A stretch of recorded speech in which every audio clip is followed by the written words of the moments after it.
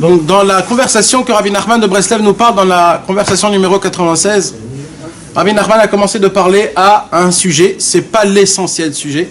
L'essentiel sujet, normalement on va l'aborder aujourd'hui. C'était un avant-goût du sujet que Rabbeinu voulait nous parler. Et maintenant, au début, Rabbi Nachman il nous a dit qu'un homme, il doit essayer de vivre une vie qui soit un petit peu détaché de ce monde-ci. De ne pas être accro à ce monde-ci. Parce qu'au moment où un homme, il est accro à ce monde-ci, quand un homme, il est trop attaché à ce monde, quand Chazvé Shalom, il se passe des mauvaises choses, alors il est complètement décapité. Et à cause de ça, il ne peut pas tenir.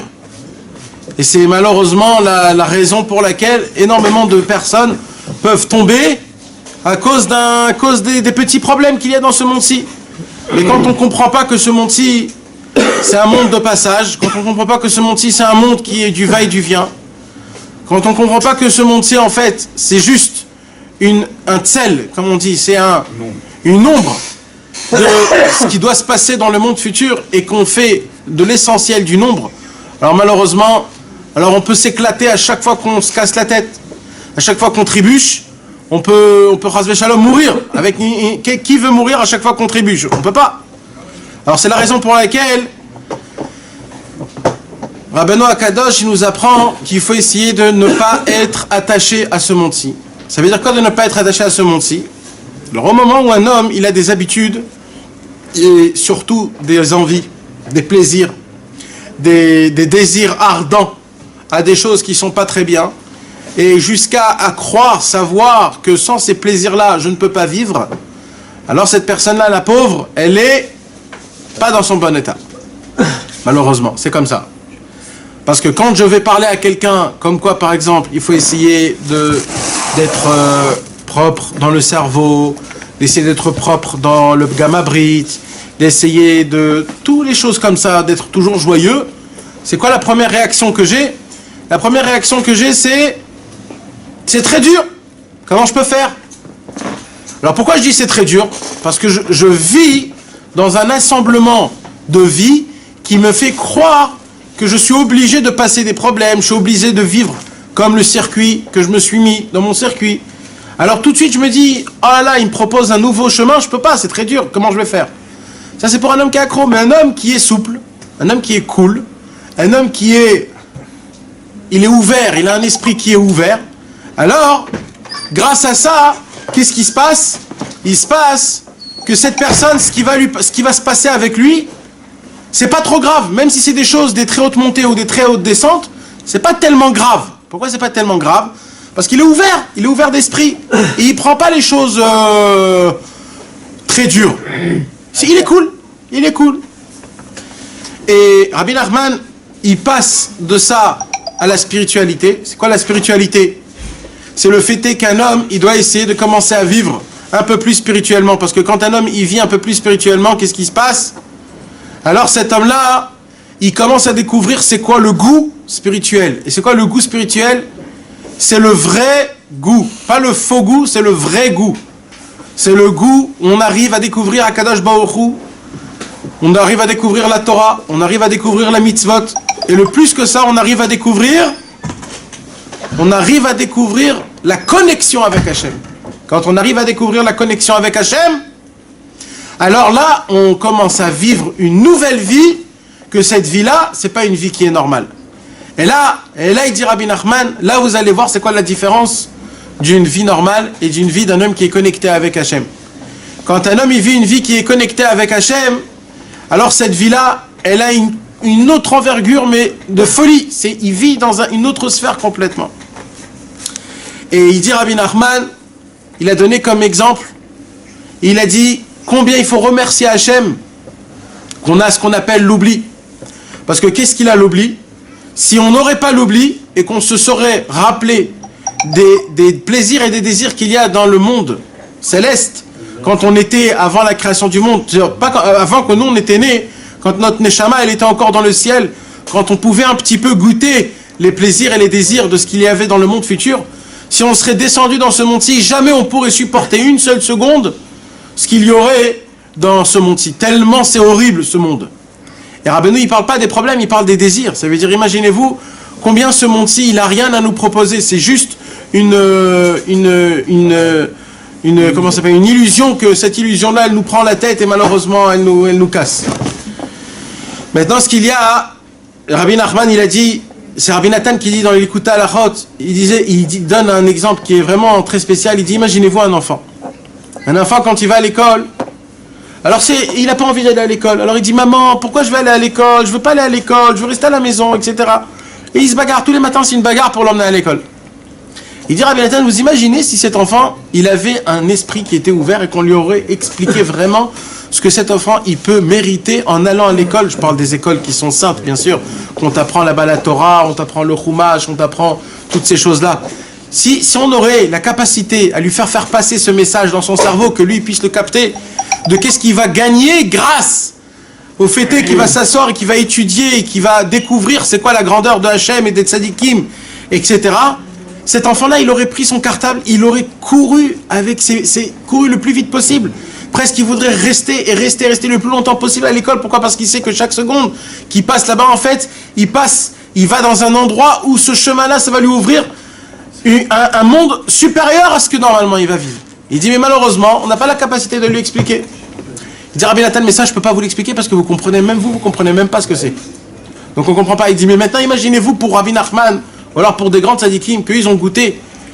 Quand on lui dit, comme par exemple, c'est quoi aujourd'hui quand un homme qui est mévougar, comment ça s'appelle, qui est âgé, il rencontre un enfant? C'est quoi la première question?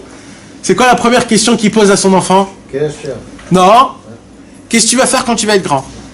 Pourquoi il te pose la question qu'est-ce que tu vas faire quand tu vas être grand? Parce que lui, il a déjà choisi un chemin. Lui, il s'est fait de l'argent. Alors, comme il aime son fils ou son petit-fils, il voudrait que son petit-fils aussi, il gagne sa vie comme lui. Ou alors, si lui, il n'a pas gagné sa vie et si lui, il n'a pas gagné d'argent, il voudrait faire montrer à son petit-fils de ne pas prendre le chemin que lui, il a pris. Pourquoi? Parce que lui, le plus important, c'est quoi? C'est son chemin, c'est le monde, c'est l'argent. Dis, mais maintenant, imaginez-vous la même chose dans la spiritualité. Quand un tzaddik, il a pu tuer son Yetzer Hara. Quand un tzaddik, il a enlevé tous les plaisirs et les désirs de ce monde-ci. Il n'a plus la colère, il n'a plus les envies de manger, les envies de femmes, les envies d'argent, les envies de l'honneur, etc. Il n'a plus ces choses-là. Et quand il découvre qu'est-ce qu'un homme il peut arriver dans ce monde-ci, alors quand il voit un enfant et il dit regarde le passage qu'il a à faire, quand cet homme-là il lui dit sache que si tu serais allé à l'école et tu aurais bien étudié avec ta volonté pour essayer de t'attacher au tzaddik, pour essayer de t'attacher à Kadosh Baruch Hu, pour que tu puisses évoluer, pour que ton corps tu le rends un corps qui est sain, pour que tu rends ton corps en parchemin, pas juste de la peau comme ça, tu prends ta peau et tu le rends en parchemin en essayant de pas trop être accro à ce monde-ci, etc. Lui, il a la capacité parce que lui, il est déjà là-bas. Donc cet enfant, il pourrait vraiment avancer énormément. Et là, on peut comprendre un petit peu comment les tzadikim à l'époque, ils arrivaient à devenir des tzadikim déjà depuis tout petit. Lama, pourquoi? Parce que eux, ils avaient leur mentor, eux, ils avaient leur mentor qui pouvait leur dire regarde-moi ce que j'ai goûté, regarde-moi ce que je vis maintenant, regarde la vie que je mène aujourd'hui. Il peut se passer tout ce que tu veux dans ce monde-ci, ça me fait plus rien. Ça me fait plus rien, je m'en fous complètement, je sais c'est quoi les choses importantes, je sais c'est quoi les choses qui sont pas importantes. Donc les enfants, ils étaient admirés quand ils voient que ils s'en foutent si ça s'est passé comme ça, s'ils ont perdu leur joujou, s'ils arrivent, ils n'ont pas leur papa et maman, etc., etc. De là, Rabbi Nachman, il dit, vous voulez savoir c'est quoi un petit exemple d'une beauté? Rabbi Nachman, il dévoile qu'il y a un ange. Dans le Tikkun HaZohar, il dévoile c'est quoi cet ange-là? Comment il s'appelle cet ange-là? Il s'appelle, c'est un nom qui est très long, c'est pas la peine de dire son nom. Mais cet ange-là, c'est écrit dans le Tikkun HaZohar, dans le... Hein? Celui qui a 1000 têtes, et que chaque tête, il a 1000 bouches, et que chaque bouche, elle a 1000 langues, et que chaque langue, elle sort chaque voix. C'est pas celui qui a plusieurs lettres, là, c'est... Non, c'est pas lui. Lui aussi, il a plusieurs lettres, mais lui, c'est pas celui-là, c'est un autre. Et cet ange-là, il dit, imaginez-vous quand cet ange-là, il fait une louange à Hachem. Juste d'écouter cette louange-là, elle dit à un homme, ça vaut la peine de jeter tout ce monde-ci avec tous les kiffs qu'il y a dans ce monde-ci, rien que pour écouter quand cet ange-là, il fait une louange à Hachem. C'est des milliards de voix qui sortent en une seule fois, en un seul concept, en une seule chose. Et tout ça, ça monte chez Akadosh Baruch Hu. T'imagines un haïe. Un aïe. Un aïe. Aïe, aïe, aïe. Et tu t'imagines quand il y a beaucoup de juifs qui crient aïe. Et c'est là où on commence à dévoiler c'est quoi notre petitesse quand on est dans ce monde-ci, qu'on parle de choses qui seront si grandes. Et là, Rabbi Nachman, il a dit, il y a encore, si vous voulez vous imaginer, c'est quoi la grandeur? C'est que Akadosh Baruch Hu, il a promis à chaque tzaddik 310 mondes. Il a promis à chaque monde, il a dit, vous savez, c'est quoi 310 mondes? Imaginez-vous juste une rue. D'accord? C'est-à-dire quoi une rue? Ça veut dire, en fait, on te donne, pas tu, on te donne, ça t'appartient la rue. C'est toi qui gères la rue. C'est toi qui l'as créée. C'est toi qui donne de la vitalité. C'est comme si Kakadosh Baruch Hu, il te dit, tu sais quoi, sois un dieu sur une seule rue. Donne la vie aux insectes, donne la vie aux pierres, au ciment, aux fleurs, aux maisons, le soleil, la vie, tout. Donne-toi, fais-toi tout. L'oxygène, le temps, les 4 saisons, tout. Gère ça. Après, il dit, Rabbi Nachman, imagine-toi une rue, maintenant imagine-toi une ville. Donne du bien à une ville. Fais créer une ville. Après que tu as compris c'est quoi une ville, imagine-toi un pays en entier, c'est toi qui donnes la vie. C'est toi qui donnes tout, c'est toi qui régénère tout. Imagine-toi après une terre, un continent en entier. Après un Kaduraret, comment on dit? Une planète. Imagine-toi une planète. Après c'est pas juste une planète. Après c'est toute la galaxie. Après à côté des galaxies, tous les soleils, toutes les galaxies qu'il y a, tout ça c'est un seul monde. Tout ça c'est un seul monde. Imagine-toi 310 mondes pareils. 310 mondes pareils, c'est 310 mondes avec toutes les galaxies, avec tous les soleils, avec toutes les constellations possibles qui existent dans le monde. C'est toi qui donnes de la vie à tout ça. On ne sait même pas ce que ça veut dire, toutes ces choses-là. Il y a écrit que chaque tzaddik, Akadosh Baruch Hu lui donnera 310 mondes à gérer. Tellement c'est une beauté qu'on ne peut même pas s'imaginer de faire le monde en entier. Maintenant, il dit Rabbi Nachman, et là on arrive au sujet essentiel de la raison pour laquelle Rabbi Nachman il nous parle de cette conversation. Pourquoi Rabbi Nachman nous parle de cette conversation? Rabbi Nachman, le pauvre, malheureusement, il a souffert beaucoup de la marloquette. Il a souffert de la marloquette. Il y a eu beaucoup de controverses contre Rabbi Nachman. Pourquoi il y a eu de la controverse contre Rabbi Nachman?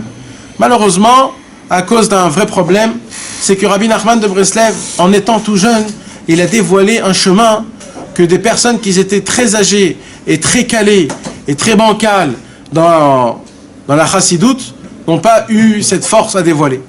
Et Rabbeinu, à l'âge d'à peine 30 ans, il a dévoilé un chemin que tous les tzadikim de son époque avaient déjà, ils étaient sûrs et certains que ce chemin-là, c'était un chemin où le Mashiach lui-même prêtera ce chemin-là. Et pire que ça, comment Mashiach fera faire tchouva à tout le monde? Avec ce chemin-là que Rabbi Nachman de Breslev a dévoilé. Pourquoi? Parce que c'est simple. Vous savez, dans le monde, c'est quoi le Inyan? Dans le monde, ce que nous on rêve de faire, c'est qu'on crée quelque chose et que ça prend. Que ça prend dans le monde. D'accord? Il y a des gens qui font des films. Combien ça coûte un film? Ça coûte des milliards et des milliards. Maintenant, il y a des gens, ils viennent, tu entends les numéros de combien ça coûte des films. Tu te dis, mais il est pas fou le mec qui donne d'argent, mais il est pas fou. Des 30 milliards, parce que ça se peut que s'il prend pas le film, c'est fini. Maintenant, ils s'investissent. Et combien de films qui coûtent des 100 milliards? Il y en a des 100 millions. Il y en a des centaines et des centaines par année. Où ils sont ces personnes-là là? Où ils sont? Mais où ils existent? Ils mettent autant d'argent sur un projet qui a autant de points d'interrogation. Et à la fin du compte, sur les 100 films, il y en a 10 qui sortent, qui font un bruit pendant un mois au cinéma, et là, il essaye de refaire ce qu'il a refait. Si ça a pris, ça a pris. Si ça n'a pas pris, ben c'est une perte d'argent. Maintenant, imaginez-vous tout ça. C'est vraiment ça s'appelle Keren Hatzvi. En hébreu, ça s'appelle Keren Hatzvi. C'est-à-dire, tu mets ton argent, tu ne sais pas ce qui va se passer. Là, ce qui nous parle Rabbi Nachman, il nous dit Rabbi Nachman, beaucoup de tzadikim ont essayé de faire quelque chose. Beaucoup. Il dit Rabbi Nachman en première partie, il dit Rabbi Nachman, beaucoup de tzadikim ont créé un chidouche, mais le chidouche a attrapé dans le monde.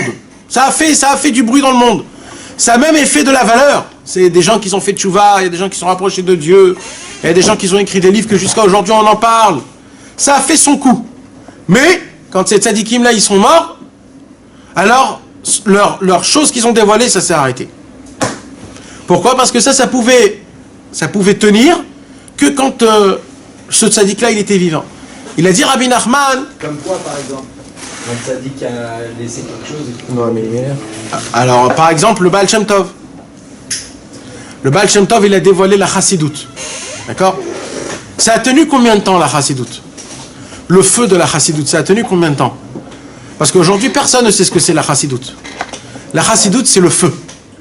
La chassidoute, c'est la vitalité. C'est la ferveur. C'est la vie.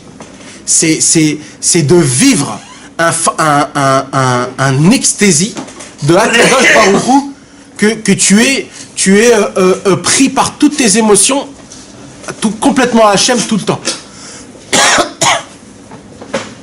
C'est ça la chassidoute. Maintenant il dit, même, et ça c'est les chassidim qui ont dit, c'est même pas Rabbeinu, c'est les chassidim qui ont dit. Ils ont dit, la chassidoute en elle-même, elle a tenu 2 générations.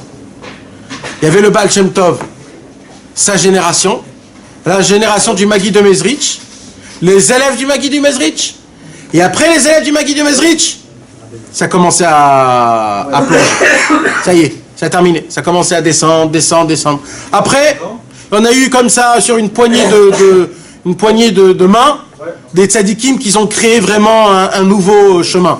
Mais le reste, ça c'est la vraie chassidoute que le Baal Shem Tov il a enseigné, ça s'est rabaissé. Rabbi Shimon Bar Yochai, il a dévoilé quoi? Il a dévoilé le Zohar. D'accord?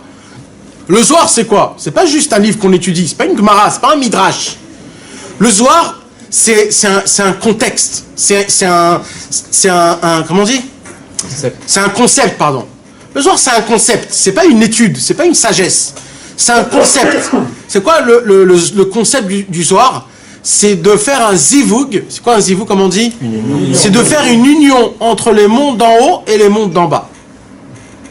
De pouvoir faire une union avec tout ce qu'il y a en haut, en bas, et tout ce qu'il y a en bas, le ramener en haut. Maintenant, comment ce concept, on arrive à le faire? Normalement, quand un homme, il étudie le Zohar, il a tout en entier, et qu'il a compris le Zohar, alors il a une sorte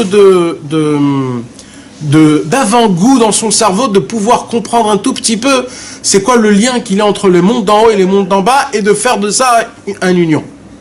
Alors à l'époque de Rabbi Shimon Bar Yochai, il y avait des tzadikim, comme Rabbi Nechunia ben Akana, comme Rabbi Akiva, comme Rabbi Elazar, comme Rabbi Abba. Il y avait plein de tzadikim qui ont essayé de faire cette union-là. Mais après, c'est très très vite tombé. Après, il y en avait, encore une fois, à la poignée des mains, il y avait des gens qui pouvaient faire de vivre le concept du Zohar. Pareil pour le Hari HaKadosh. C'est quoi le Hari HaKadosh? Le Baal Shem Tov, il arrivait à faire ça? Le Baal Shem Tov, lui, non. C'était quoi tous ces tzadikim-là? C'est que ces tzadikim-là, ils ont essayé d'apaiser ce travail et de le rendre accessible au monde. Mais donc ils l'avaient. Alors eux, ils l'avaient, mais ça continue pas. C'est ça le problème, c'est que ça continue pas. D'ailleurs, le Zohar, aujourd'hui, on te dit qu'il ne faut pas l'étudier, ou il faut avoir un certain âge. Oui, parce que tu peux pas. C'est pas qu'il faut pas l'étudier, c'est que tu peux pas. Même si tu veux, tu comprends pas. Il y a tellement de bases à avoir avant d'étudier le Zohar que tu peux pas ouvrir le Zohar. Déjà l'araméen, il faut la comprendre. Après, il faut avoir des connaissances de Kabbalah. Après, il faut comprendre, parce que le Zohar lui-même, il a parlé très petit. Ça veut dire, Rabbi Abba, l'élève de Rabbi Shimon Bar Yochai, quand il a écrit le Zohar, il n'y a que lui qui a écrit le Zohar, parce qu'il fallait l'écrire d'une façon et d'une manière qu'il dévoile un secret, et qu'en même temps, il cache le secret. En le dévoilant, il le cache. Donc ça veut dire, même si tu lis, et même si tu comprends ce qu'il y a écrit, il faut que tu comprends ce qui se cache derrière ça. Tu t'imagines? Qu'est-ce qu'il a fait le Harizal? Il a dévoilé tout ce que le Zohar a caché. Voilà, il a dévoilé, il a dit, vous savez quoi? Ça fait 400 ans, 500 ans que vous ne voulez pas comprendre, alors je vous donne tout. Et il a tout dévoilé. Alors c'est quoi le problème? Le problème, c'est que les gens qui étudient le Harizal, ils croient que c'est une sagesse, alors ils étudient la Kabbalah comme une sagesse. Mais ils n'ont pas compris que tout le inyan de la Kabbalah, en fait, c'est quoi? C'est le même concept. Le inyan de la Kabbalah, c'est d'essayer de s'annuler le maximum pour faire régner Akadosh Baruch Hu. Et comment on fait régner Akadosh Baruch Hu? En étudiant ce qu'il dit le Harizal et en appliquant ce qu'il nous apprend. En ayant des pensées spéciales, en ayant des kavanotes spéciales, en faisant des choses très spéciales, en réparant notre âme pour la préparer à recevoir une lumière, etc., etc. Mais encore une fois, malheureusement, ça a tenu combien de temps? Quand le Harizal, il est mort, il a dit à Rabbi Chaim Vital, son élève, il a dit, sache que de tous mes élèves, il y en a eu un seul qui a compris tout ce que j'ai écrit. Et c'est que toi. Et quand Rabbi Chaim Vital, il est mort, je vous l'ai déjà dit, il a pris tous ses écrits et il a dit enterrez-moi avec ça. Ça veut dire quand le Harizal et Rabbi Chaim Vital est mort, il n'y avait plus aucun écrit du Hari HaKadosh. Pourquoi il a fait ça? Est-ce que Rabbi Chaim Vital, il a dit parce que personne n'a compris mon maître, Hari, et personne ne peut comprendre ce que moi j'ai écrit. Et alors quoi, et Peri Hatzmaïm et tout. Tout ça, ça a été enterré avec lui. Ah, ils les ont déterrés, les livres. Après, le grand-père du Chida, Rabbi Avram Azoulay, le Chesed l'Avram, et Rabbi Yaakov Tzemach, le mari Tzemach, ils ont fait un She'elat Halom. C'est quoi un She'elat Halom? C'est qu'ils ont fait faire descendre l'Arizal en rêve pour lui demander est-ce que tu nous permets de déterrer la tombe de Rabbi Chaim Vital et de prendre les écrits parce qu'on ne peut pas comme ça. Pourquoi? Parce qu'il y avait un autre problème. C'est que tous les autres élèves du Harizal, ils avaient écrit eux-mêmes, les gouverneurs, ils avaient écrit, et ça s'est propagé. Donc ils ont propagé une Torah qui était fausse. Alors c'est pour ça qu'ils ont... C'est faux ça, carrément. Oui. Oui, carrément, c'est ce qu'il a dit. Et malheureusement, il y a des livres aujourd'hui imprimés aujourd'hui qui étudient ces livres-là. Il y a un livre qui s'appelle Kanfei Yona. Le tzaddik qui a écrit, c'est un tzaddik, mais il n'a pas su donner ce que l'Arizal a donné. Et Rabbi Chaim Vital Mefourach, ils disent que le Kanfei Yona, c'est un livre qui est faux. Et aujourd'hui, il est imprimé, les gens l'étudient et tout. Et ils te disent, ouais, non, ça c'est imprimé, etc. Bon. Et la Torah de Moshe Rabbeinu, elle n'a pas baissé. La Torah de Moshe Rabbeinu, mais tout ce concept de tzaddikim, c'est fait pourquoi? C'est parce qu'on n'arrivait pas à appliquer la Torah. C'est que pour ça. Pourquoi Rabbi Shimon Bar Yochai, il est venu? Il est venu parce qu'on n'arrive pas à appliquer la Torah. Toi, tu arrives à appliquer la Torah. Moi, j'arrive pas à appliquer la Torah. Alors quoi? Alors Moshe a donné à qui la Torah? Il nous a bien donné à nous. Comment nous, on va faire pour l'appliquer la Torah? Maintenant, quand je dis d'appliquer la Torah, je ne parle pas de faire Shabbat, de mettre les tefillin et ça. Ça s'appelle extérieurement d'appliquer la Torah. Quand Kadosh Baruch Hu, il nous a dit de faire Shabbat, ça veut dire quoi de faire Shabbat? C'est-à-dire, c'est vraiment de se déconnecter de ce monde-ci. C'est ça un vrai Shabbat. C'est d'être connecté qu'avec Hachem. Le papa du Ben Ishraï, il dormait une demi-heure par jour. Il dormait une demi-heure par Shabbat. Il ne pouvait pas dormir. Qu'une demi-heure. Sur 24 heures, il ne pouvait pas. Et ça, c'était le minimum parce que l'Arizal a dit qu'il faut dormir. Mais s'il ne pouvait pas... Rabbi Nachman de Tchérin, après qu'il a écrit... Rabbi Nachman de Tchérin, c'était l'élève de Rabbi Nathan. Et il a écrit un livre qui s'appelle Yekara de Shabbata. C'est quoi ce livre-là, Yekara de Shabbata? Rabbi Nachman de Tchérin, c'était un très très grand tzaddik. Et c'était pas juste un tzaddik, c'était un lamdan. C'était un étudiant, c'était un lamdan très très fort. Et qu'est-ce qu'il a fait Rabbi Nachman de Tchérin? Il a voulu faire montrer au monde c'est qui Rabbi Nachman. Alors Rabbi Nachman, il a dit une parole. C'est quoi la parole qu'il a dit? Rabbeinu, il a dit avec une seule Torah à moi, une seule. Si vous prenez une seule Torah du Likutei Moharan, vous pouvez voir que dans ma Torah, moi du Likutei Moharan, dedans, il y a tout Torah Nevim Ktuvim, tout le Talmud Bavli, tout le Talmud Yerushalmi, tout le Zohar, tous les Midrashim, tout le Shulchan Aruch, toute la Kabbalah, toutes les Mishnayot, tous les Toseftot, tous les Mechilta, Sifra, Sifri, Torah de Kohanim, tous les Tikkunei Zohar, dans une seule Torah du Likutei Moharan. N'importe laquelle. Donc chacune, c'est... Un seul enseignement, lequel que tu veux. Choisis lequel que tu veux, même quand elles font deux phrases. Alors Rabbi Nachman de Tchérin, il n'a pas voulu que cette phrase, ça soit juste une phrase. Alors il a dit, je vais le prouver au monde que ce que Rabbi Nachman a dit, c'est vrai. Qu'est-ce qu'il a fait, Rabbi Nachman de Tchérin? Il a pris la première Torah, la Torah 1, premier enseignement du Likutei Moharan, et il a écrit un livre qui s'appelle Nachat HaShulchan. Il a écrit un livre qui est sur tout le Shulchan Aruch, et il a fait montrer comment tout le Shulchan Aruch, il est inclus dans la Torah Aleph. Après, il a écrit un autre livre qui s'appelle Yekara de Shabbata, donc c'est celui-là. Il a fait montrer comment dans toutes les Torahs du Likutei Moharan, il parle de Shabbat.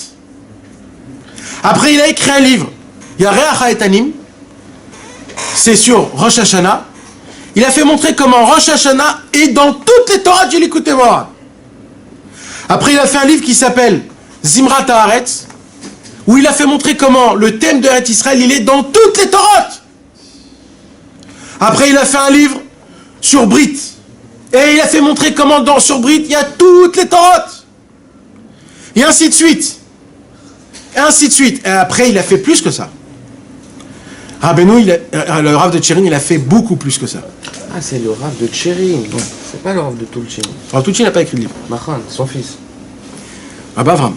L'élève de Rabbi. Le Rav de Tchérin, c'est l'Okashur au Rav de Tulchin. Voilà, Il y a le Rav de Tchérin et Tulchin. C'est deux choses différentes. c'est un élève de Rabbi Nathan. Ok. Pas la même vie. Et il a fait plus que ça. Il a dit, vous voulez que je vais encore plus fort que ça? Il a dit, ok. Il a pris tous les livres des élèves du Baal Shem Tov. Il a pris tous les livres des élèves du Maguid de Mezrich.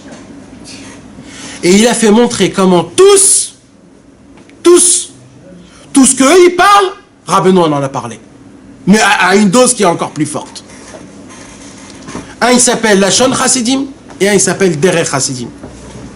Et ce livre-là, quand il est sorti, ça a fait des milliers de Chassidé Breslev. Pourquoi? Parce que il a fait montrer que tous, ils ont essayé de... Par exemple, un tzaddik, il a parlé d'un thème toute sa vie. Eh bien, il a dit, Rabbeinu a dit ça en 2 lignes sur l'Ikutei Etzot. Parce que ce tzaddik-là a fait toute sa vie, Rabbeinu, il a dit en 2 lignes sur l'Ikutei Etzot. Il a pris des dizaines de livres. Et plus que ça. Le Rav de Tchérin a écrit un abrégé du Tanya. Un abrégé du Tanya. Il a pris le Tanya, il a abrégé. Lequel, Tania? Le Tanya, du Balatanya. Rabbi Shneur Zalman. Pas de Magui. Non, le Tanya. Il a abrégé, pour pas que ça soit trop long. Et il a fait montrer comment tout est relié en quelques mots de Cher Rabbeinu. Et ça, c'est écrit dans le livre Lashon Chassidim, dans le Perek Ira Ve'avoda, depuis le Sif Yud Zayin jusqu'à le Sif Membet. C'est un abrégé de tout le Tanya. Et il n'y a pas que ça. Il a pris dedans le Likutei Amarim du Maguid de Mezrich. Il a pris le Toldot Yaakov Yosef. Il a pris le Noam Elimelech, le Gdushat Levi, tous les livres qui ont été écrits sur la Chassidoute. Il a fait montrer comment Rabbeinu lui-même, il fait la même allusion sur tous ces livres. Pour nous faire montrer que Rabbi Nachman de Breslev, c'est pas un autre chemin. Comme il y a des gens qui se croient à dire que Rabbi Nachman, ils descendent tous du Baal Shem Tov. Ma pitom. Rabbeinu, il descend pas du Baal Shem Tov. Rabbeinu ne descend pas du Baal Shem Tov. Non, je parle du concept. Je parle pas de la descendance. Il a précisé. Le chemin, il a précisé. Le chemin de Rabbi Nachman, c'est un nouveau chemin. À l'époque, il n'y avait pas ce chemin-là. C'est un nouveau chemin. Et c'est ça la controverse qu'il y a eu, que tellement il est jeune, à l'âge de 30 ans, il dévoile un chemin, mais comment il peut oser? Ouais, comment tu peux contredire Et comment? Parce qu'il y a même les gens qui ont découvert des nouveaux chemins, ils étaient tous âgés. Et en plus, à l'époque de Rabbi Nachman, il y avait encore des élèves du Baal Shem Tov. Donc comment toi tu peux oser parler devant ces élèves-là? Mais comme je vous ai dit, il y a beaucoup de personnes qui ont essayé de dévoiler une Torah qui puisse prendre jusqu'à la venue du Mashiach, mais personne n'a pu avoir cette force. Ils ne se sont pas dit tout cela que c'était Mashiach à ce moment-là. C'était? Ils ne se sont pas dit tout cela que c'était Rabbeinu Mashiach à ce moment-là. Pourquoi Mashiach? Parce qu'ils voulaient dévoiler un nouveau chemin, un nouveau derrière que le Mashiach qui pouvait tout simplement libérer tout le monde. De leur galoute dans l'esprit. Déjà. Là, il te manque une grande base, là, mon cher Zerem. Et j'espère que c'est pas que toi. Je sais pas si je peux te le dire de cette façon-là, mais nous, on met pas le Mashiach en première case. C'est pas tellement important pour nous, le Mashiach. Je te dis pas que c'est... Non, parce que tu me dis le Mashiach tout de suite, Non, ça veut dire ils ont dit tout de suite. Mais non, c'est pas ça, non, on regarde pas. Mais dans leur Inyan à eux, c'est toute l'histoire. Non, c'est ça que je t'explique que non. Jamais ça a été l'histoire. Ça n'a jamais été l'histoire, le Mashiach. Dans aucun livre. Aucun livre. Et on parle de qu'il faut tout faire pour le Mashiach, on parle que dans aucun livre. Ah, mais c'est compréhensible d'un côté. C'est incompréhensible parce qu'on souffre. Non, c'est pas ça. Alors quoi? C'est que puisque depuis, on va dire la nuit des temps, on a une façon d'étudier qui est toujours la même, et que du jour au lendemain, il y a, même si c'est un tzaddik, c'est un gadol, mais qui vient et dit voilà, c'est comme ça le derrière qu'on doit prendre, on doit tout de suite arrêter ce derrière. Donc c'est normal, c'est un peu compréhensible. De quoi, la controverse? Ouais, enfin... Bah oui, mais je sais, mais je sais que c'est mais je dis pas qu'ils se sont trompés. Je comprends les gens qui ont controversé Rabbeinu. Ben voilà que je comprends. Et on parle à Béhémet, on comprend. La controverse de Rabbeinu, Alpi Sechel, c'est-à-dire Alpi logique normale, elle est normale, je la comprends. je comprends que les gens, ils ont controversé Rabbi Nachman. Parce que Rabbi Nachman a fait un truc que personne n'a fait au monde. Maintenant, c'était quoi le pire de ça? C'est que Rabbi Nachman, les gens ont vu que Béhémet, le chemin que Rabbi Nachman a dévoilé, ça a pris d'une vitesse qui a pris d'une allure très forte. Et pire que ça. Ce qu'ils ne voulaient pas comprendre, et que ça a emmené beaucoup la controverse, je vous l'ai déjà dit, c'est que Rabbi Nathan, quand il était devenu Rabbi Nathan, ils l'ont décrété comme qu'il faut tuer Rabbi Nathan. C'était une mitzvah de tuer Rabbi Nathan. Mitzvah. Ils ont écrit un papier, que ce papier il est aujourd'hui à l'université à Jérusalem de Givatram. Ils ont écrit un papier où dessus il y avait tamponné 3 très très grands rabbins. La Shmid, la Rog ou la Bed, comme à Purim. Ils l'ont fait emprisonner et tout. Non, t'as pas compris. Non, mais... Ils en ont tué un autre à la place. T'as pas compris. C'est une mitzvah de tuer Rabbi Nathan. Mitzvah. Celui qui tue un Breslev, il fait une mitzvah. Celui qui mange une shrita d'un Breslev, il a mangé taref. Celui qui apprend les enfants d'un Breslev la Torah, c'est un épicores. Celui qui donne de la parnassa à un chassid Breslev, on va et on lui casse sa parnassa. Est-ce que tu comprends de quoi je... Et ça a été écrit. Ça veut dire ça, ce sont des très grands tzadikim qui ont écrit ces choses-là. Jusqu'à très récent. C'est pas vrai. Non, ça non. Comment on peut dire que c'est des... C'est comme ça. Non, mais je sais pas. On rentre pas dans ça. C'est ça qu'il dit Rabbeinu. Là, Rabbeinu, il va nous expliquer pourquoi ça se passe. Si on aura le temps. Je sais pas si on aura le temps. Il est déjà 10h30. Si on aura le temps, Rabbeinu va nous expliquer pourquoi, combien c'est bien pour nous ça. Je t'imagine pas le bien qu'ils nous ont fait quand ils ont fait ça. Parce que grâce à eux, on a grandi encore plus. Rabbeinu, il va nous expliquer. Ça, c'est par la controverse. Bevadaï. La controverse, elle est énorme. Elle nous fait... C'est tellement... Rabbi Israël, il a dit, en rigolant, mais c'était pas en rigolant. Il a dit, à Tibériade, il y avait plus de pierres. Alors on lui a dit, Rabbi Israël, pourquoi? Il dit, parce qu'on les a tous jetés chez moi à la maison. Là où il y avait une pierre, mais il a dit, mais mes amis, c'était Emet. Il a dit, quand il trouvait une pierre, c'était une mitzvah de me la jeter à la maison. Rabbi Israël, il était obligé d'habiter dans un souterrain, là où il n'y a pas de fenêtre, parce que là où il habitait, on lui cassait ses fenêtres. Et c'était très, très dur. Donc à Tibériade, il habitait dans une maison qui était en pierre, qui était sous terre. Et à partir de quand il y a eu le changement où ça a été réaccepté, les Breslev? Qu'il y a quelques années. Il y a 30, 40 ans. Pas plus que ça. C'est le Renaissance. Mais Vadaï, c'est la Renaissance. Maintenant... À Jérusalem, quand ils ont fait les premiers camions, ils se faisaient jeter des pierres sur les Ouais, mais c'est rien ça. La première fois quand on a chanté Nanar chez Aouman, moi j'étais là-bas. Que Dieu nous en préserve, ce qui s'est passé. Bagarre. Non, c'est pas la peine de raconter. Ah, il y a eu des provocations. À Ouman, il y avait une blasphème. Oui, mais quand même, même Nanar, c'était pas reconnu. À cause de ça. Ben là, l'histoire se répète. Ils ont cassé Non, méchané. Non, méchané. C'est les goïms, ça. Ouais, ça c'est le... Alors, ça Non, mais ça veut dire, mes amis, moi ce que je veux vous dire, c'est que où j'étais donc Rabbi Nathan, il était mis pour mort. Vous savez pourquoi Rabbi Nathan a été mis pour mort? Vous voulez en faire un rabbi? Exactement. Parce qu'il comprenait pas comment Rabbi Nathan ne soit... C'est pas lui le Hadmour. C'est pas lui le maître. Si tu n'aurais dit que c'est toi le maître, alors je comprends. C'est comme tout ce qu'on connaît. Un maître donne à son fils, ou alors il succède à un élève.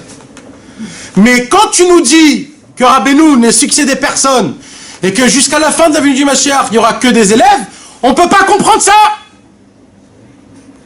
Et t'imagines que si Rabbi Nathan, il aurait mis le Streimel, parce qu'à l'époque, c'était que les Admourim qui mettaient le Streimel. S'il aurait mis le Streimel, il n'y aurait plus de controverse. T'imagines de ça? Mais Rabbi Nathan, il a compris que si je mets le Streimel, alors toute la vision de Rabbeinu, elle change. Parce que si je prends la succession, ça veut dire que Rabbeinu est mort. Ça veut dire que Rabbeinu, son inyan à lui, s'est arrêté comme tous les autres. Mais le chidouche de Rabbeinu, c'est que son inyan à lui n'a jamais arrêté. Il ne va jamais s'arrêter. Et la preuve de ça, on reste tous ses élèves. C'est pour ça que c'est aussi grave celui qui se prend pour un rave chez les Breslev. Ça veut dire qu'il fait montrer à Rabbeinu que Son Inyan à lui, à Rabbeinu, ça s'est arrêté, donc j'ai besoin d'un mec qui vient pour mettre la relève. Mais, Rabbeinu, là, il va nous dévoiler, il va nous donner plusieurs choses, que ces choses-là, ils vont nous donner, il va nous expliquer comment c'est la controverse. Premièrement, qu'il nous explique, Rabbeinu, et qu'on va commencer à lire. Alors, essaye de nous relire, s'il te plaît, Jérémie, au début de... et voici les ce qu'on a commencé la semaine dernière. Et voici les 310 mondes qui a le tzaddik, il crée avec ça la controverse, qui crée avec ça la controverse. Rabbeinu, il va nous expliquer qu'en vérité, les 310 mondes que les tzaddikim y construisent, en vérité, comment ils arrivent à construire ces 310 mondes? En vérité, tous ces 310 mondes se créent grâce à la controverse. Parce que qu'est-ce qu'elle nous fait, la controverse? Vas-y. Or, il faut savoir que les 310 mondes que le juste possède, que le tzaddik possède, il les a construits grâce à la controverse. Car chaque parole émise dans le cadre d'une controverse peut être assimilée à une pierre. En effet, les lettres sont désignées dans le Sefer HaYetzira du nom de pierre, comme il est dit, deux pierres construisent deux maisons, etc., etc. Et cela correspond au galet Chalukei Avanim. Chalukei Avanim. Des cailloux. Des pierres qui forment des cailloux. Littéralement pierres séparées. C'est impressionnant ça. Et figurant dans Shmuel. En effet, les pierres assimilées aux lettres. C'est compliqué. Non, lis, moi je vais expliquer. D'abord, lis pour qu'on ait le contexte. En effet, les pierres assimilées aux lettres. Non, vous n'êtes pas avec nous là, vous êtes avec nous ou pas là? Ok, vas-y. Alors, en effet, les pierres, entre parenthèses, assimilées aux lettres, issues des paroles de controverse, ne peuvent être reliées entre elles. Et le juste prend ces pierres et les assemble et en construit des maisons, car il établit la paix entre elles lorsqu'il les assemble et les place les unes sur les autres pour en faire des maisons. T'as compris quelque chose toi là? C'est ce que tu avais dit la dernière fois. Un petit peu, même juste le français. Vas-y, dis ce que t'as compris. Il dit que... Ouais. Il dit que ces pierres-là, qui ont été faites par la controverse, qui ont été créées par la controverse, elles ne peuvent pas être assemblées, elles ne peuvent pas être ensemble. Pourquoi? Parce qu'elles sont... Il n'y a pas de shalom entre les deux. Donc il y a une controverse. Donc en fait, il dit Rabbi Nachman comme ça. Il dit quand deux personnes, ils ont une controverse. C'est quoi quand deux personnes, ils ont une controverse? Toi, tu as une DA, comment on dit? Une vision, et moi j'ai une vision. Okay. Maintenant, alors, toi, tu dis tes paroles à toi, moi je dis mes paroles à moi. Maintenant, toi, tu crois que tes paroles à toi, c'est quoi? C'est stam des paroles? Il dit Rabbeinu Mapitom. Il dit, toi, ce que tu sais pas, c'est que chaque parole que tu sors de ta bouche, ce sont des pierres dans le monde céleste. J'explique. Vous entendez, mes amis? Il y aura peut-être un peu d'eau ou un petit... Je sais pas, tu donnes combien? Il dit Rabbi Nachman comme ça. Il dit, quand par exemple je vous explique quelque chose, un cours, d'accord, et vous avez compris le cours, et je vous fais une démonstration, une théorie, d'accord, je vous explique une théorie. Alors dans ce monde-ci, cette théorie, elle se forme en forme de lettres, ok? Mais dans le monde céleste, elle n'est pas en forme de pierre, c'est en forme de binyan. J'ai construit un bâtiment, un immeuble, avec dedans des chambres, un ascenseur, des toilettes. Parce que quand un homme, il fait une démonstration d'une idée, alors grâce à ça, qu'est-ce qui se passe? C'est comme si que je fais une démonstration, je crée un immeuble. Maintenant, qu'est-ce qui se passe quand toi, tu as une idée, moi j'ai une idée, et qu'on n'est pas d'accord? Alors je ne peux pas construire cet immeuble. D'accord? Parce que cette démonstration que moi je l'ai, toi tu la controverses. Tu comprends? Donc ni toi, tu as un immeuble, ni moi j'ai un immeuble. Ok? Vous avez compris où je répète? Ouais, lui fait Mais la confrontation des deux, elle fait que c'est ça, on crée justement ça. Non, la confrontation des deux, elle fait que tu peux rien créer. Ça crée le commerce. Et ça, c'est la logique, là, Le encore. commerce, ça crée la pierre. La pierre, oui. Donc ça, pierre, oui, la oui, pierre, juste la oui. pierre. Ah oui, Mais pas tu vois, là, il y a plein. Là, c'est les pierres qui sont pilées. Ils ne sont pas, ok. Bah, voilà. Alors qu'il travaille tout seul et puis il va monter son immeuble seul. Ouais, mais quand t'as une controverse, c'est pas toi qui l'as choisi. Un mec qui vient, il te fait une controverse. C'est pas toi qui choisis la controverse. Mais construis un immeuble alors. Baruch atah Adonai Eloheinu melech haolam she'akol yamid v'ro. Amen. Ce que tu as dit pour le tas. tas. À lui, il se donne raison en fonction de ce que vous êtes en train de dire. Chacun avec sa vérité, il peut avoir raison en fait. Ouais. Maintenant, le problème, c'est que quand toi, t'as une vision, et moi, j'ai une autre vision, alors je te casse ta vision. Je casse ton immeuble. Je casse tout ce que t'as construit. Maintenant, je parle d'un immeuble. Mais si tu as trouvé maintenant une idée, mamash, un chidouche dans la Vodat Hashem, dans le service divin, t'as une vision qui est exceptionnelle. Comment te conduire dans le jour du jour. Et ta vision à toi, elle est fondée. C'est pas un immeuble que t'as, c'est une rue. C'est une rue. Parce que c'est fondé, t'as toutes les... S'il y a quelqu'un qui te pose une question, tu sais comment le gérer, etc. C'est une rue que t'as. Et ainsi de suite. Si c'est encore plus que ça, c'est un pays.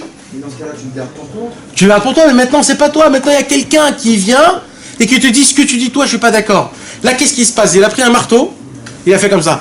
Bam! Et il te l'a éclaté. Il a balayé ton idée. Alors maintenant, tout seul ça se fait, que tu le veuilles ou pas. Alors maintenant, toi tu dois te confronter à lui. Parce que toi, quand tu as dit ta vision à toi, tu as fait la même chose à lui, si lui il n'est pas d'accord. Donc maintenant, qu'est-ce qu'on fait? Donc il y a quoi là? Il y a un problème que j'arrive pas à construire. Les maisons. Mais est-ce que sa controverse elle est trouvée aussi comme la tienne? alors, tant qu'il n'y a pas... Alors, c'est ça la controverse, c'est que un il va poser des questions sur l'autre, l'autre il devient répondre, et ainsi de suite. Ça veut dire que ça se construit, tu comprends? Si c'est juste un aller-retour, si c'est juste un aller sans retour, le mec il vient, il dit juste sa controverse et il part, il n'y a rien qui se passe. Il se passe rien. Mais, il avance pas aussi. Et là ça fait montrer que son binyan, il est pas fort. Il a des yesodot qui sont pas... Tu comprends? C'est comme si je mets ma main sur un mur et il tombe le mur. Alors ça vaut rien.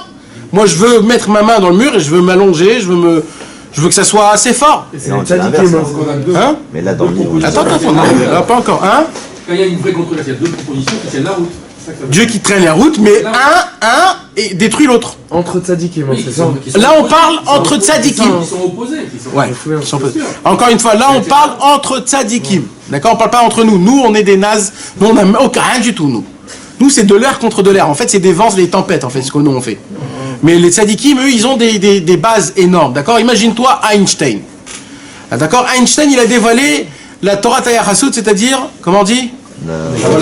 La relativité. Maintenant, pour dire qu'il y a une relativité, pour dire E égale MC2, pour dire ça, il devait se tenir devant un millier de physiciens qui, eux, disaient exactement l'inverse. Parce que Newton, il était complètement contre Einstein. Non, c'était pas exactement ça? Oui, ça vient après. Donc, ça veut dire c'était deux... Ça veut dire en fait, il a remis en question tout ce que Newton avait mis. D'accord? Alors maintenant, il devait se tenir... il devait se tenir devant. Alors, il y a une controverse. Nahon, il y a une controverse. Maintenant, qu'est-ce qui s'est passé? Il a dû répondre à tous les physiciens. Mais quand il répondait à ces physiciens, en fait, lui, il devenait encore plus balèze. Pourquoi? Parce qu'à chaque question, il devait réétudier. Et là, il découvrait une nouvelle technique. C'est-à-dire, il a balaisé, comment on dit, il a renforcé. Voilà, il renforçait son idée. Maintenant, chaque fois, jusqu'au moment où il a complètement à 100% explosé, et là, le premier qui venait, qui bronchait, il disait pap. Donc en fait, lui, il n'a pas créé un immeuble. Lui, il a créé un monde. La bombe atomique. En fait, il a fait détruire. Mais bon, tu vois, c'est quoi la différence entre ce monde-ci et le monde de la Torah? C'est ça le problème. Mais Kitsour, c'est quoi qui se passe?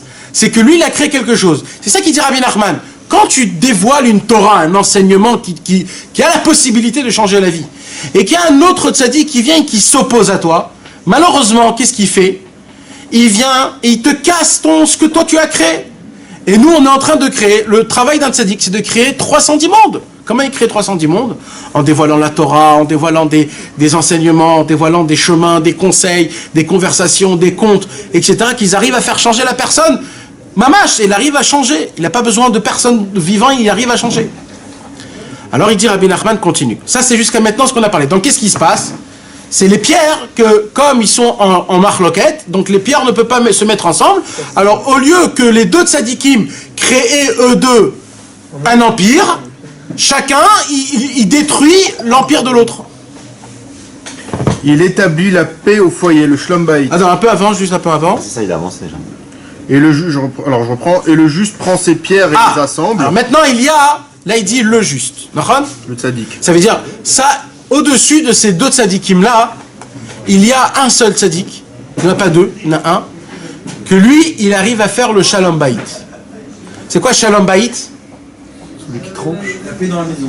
La paix de la maison.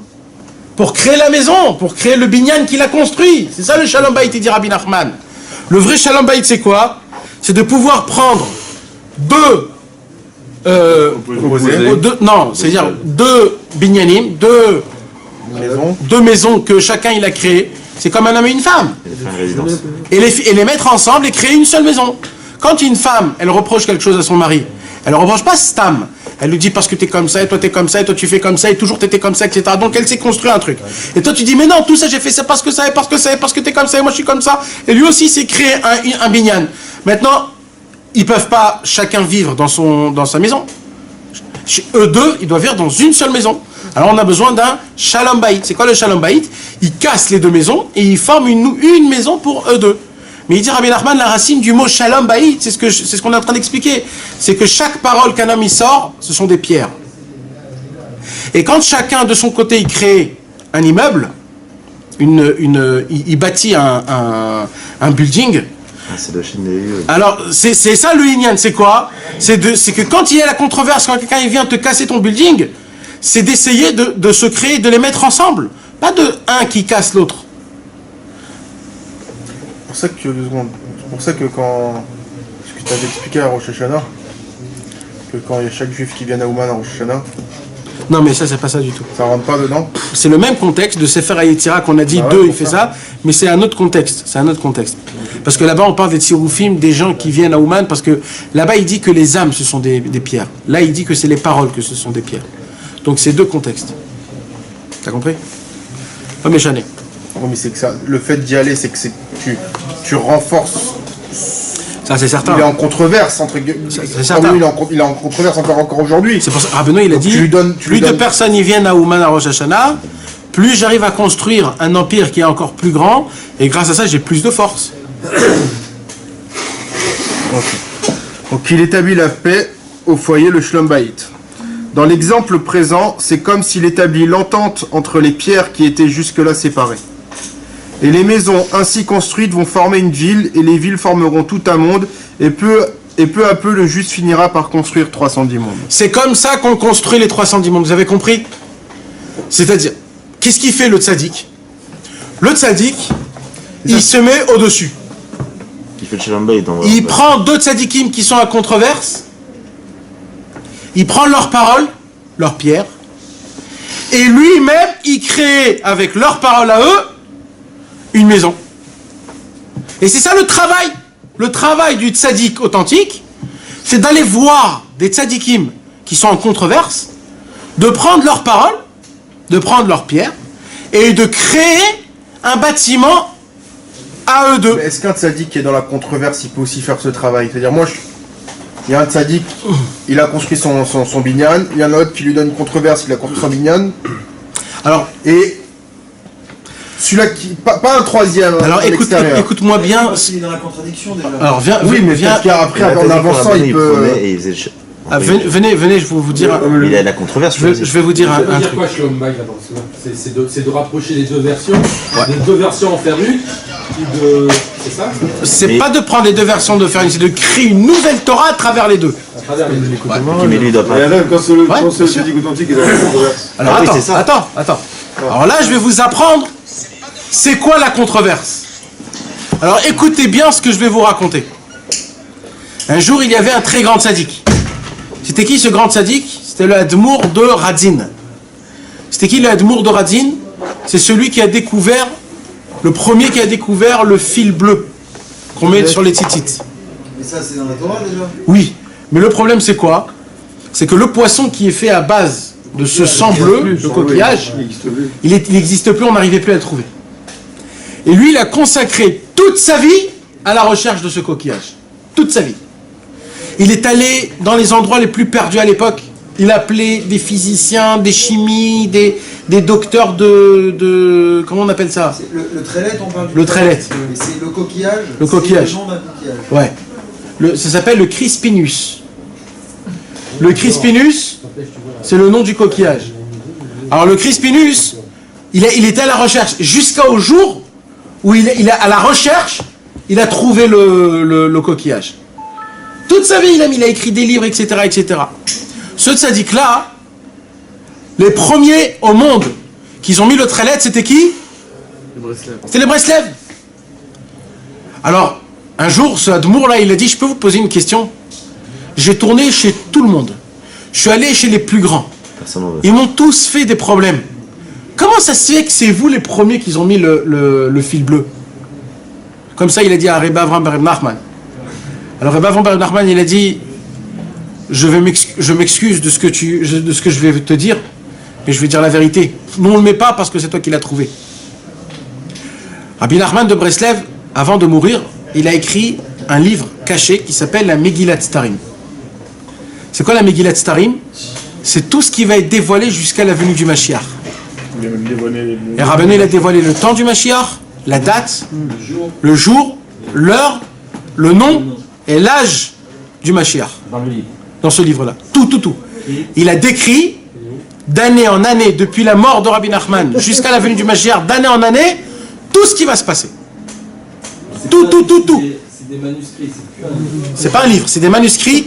Et ça, ce manuscrit, il a été donné de génération en génération. Il n'y en a que un. Hein, il y a 150 ans, 200 ans. C'est pas le manuscrit que moi. Non. Ça s'appelle la Megillat Starim, la Megillah, la cachée. Il y a quelqu'un qui la possède ou ça a disparu? Ouais. Il y a quelqu'un qui la possède. Il y en a qui ont des parties. Des tzadikim ou des gens... Une seule personne, il peut le posséder par génération. Une.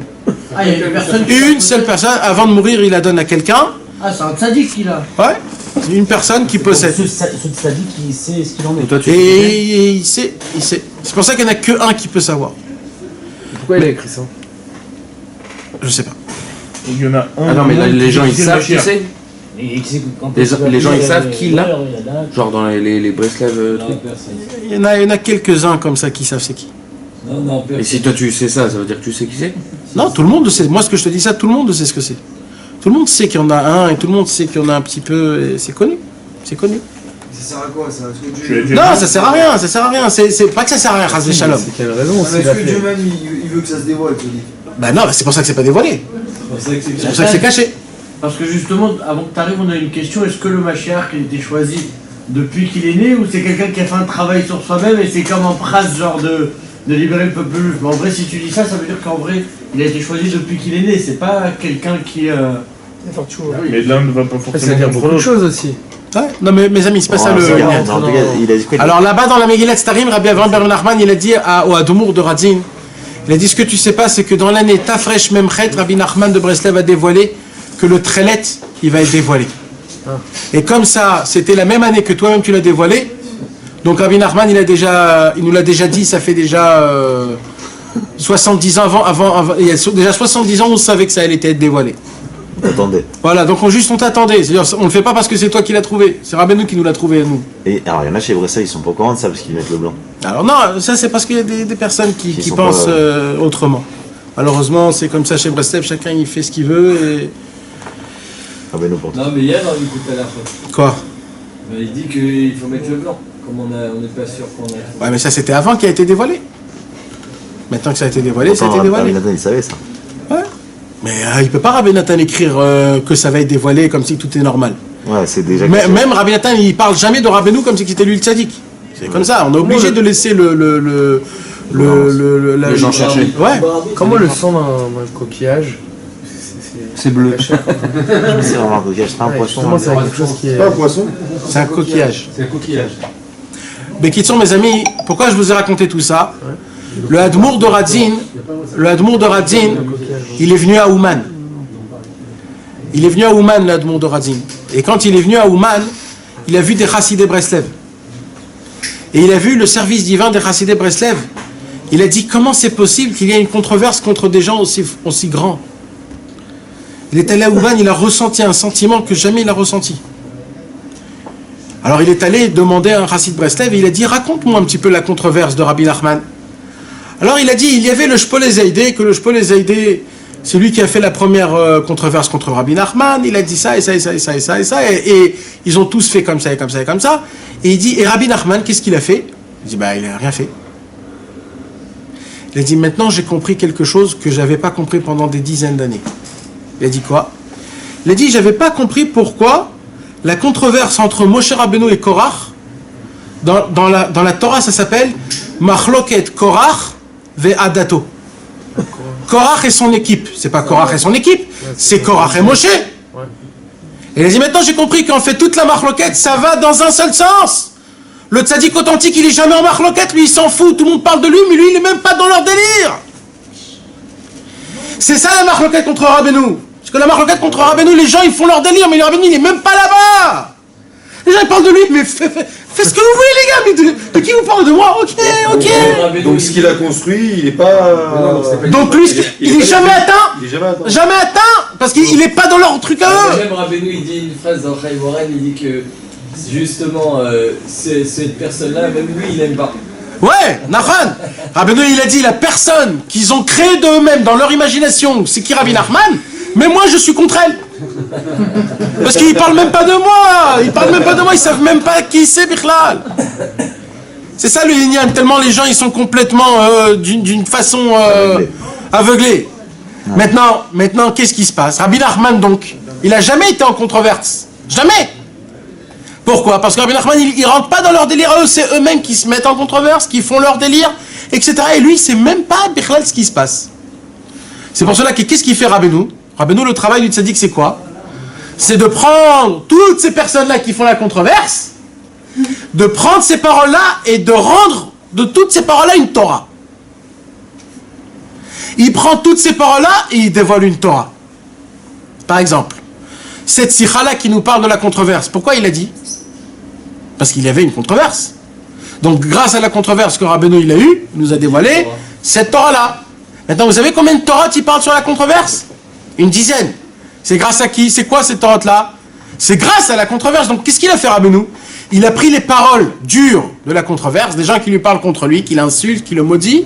Il a pris toutes ces paroles-là, il a dit pourquoi je vois qu'eux, ils n'arrivent pas à construire un building? Parce qu'ils ont des paroles qui sont méchantes.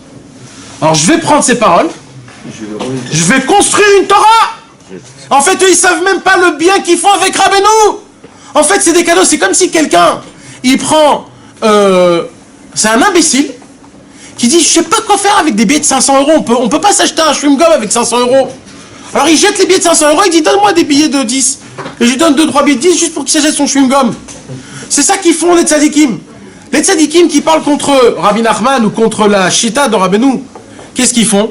Ils parlent contre, ça veut dire ils jettent une puissance de leur bouche, ils jettent des pierres, mais Rabbeinu il prend ces pierres-là, il les remodifie pour construire un binyan.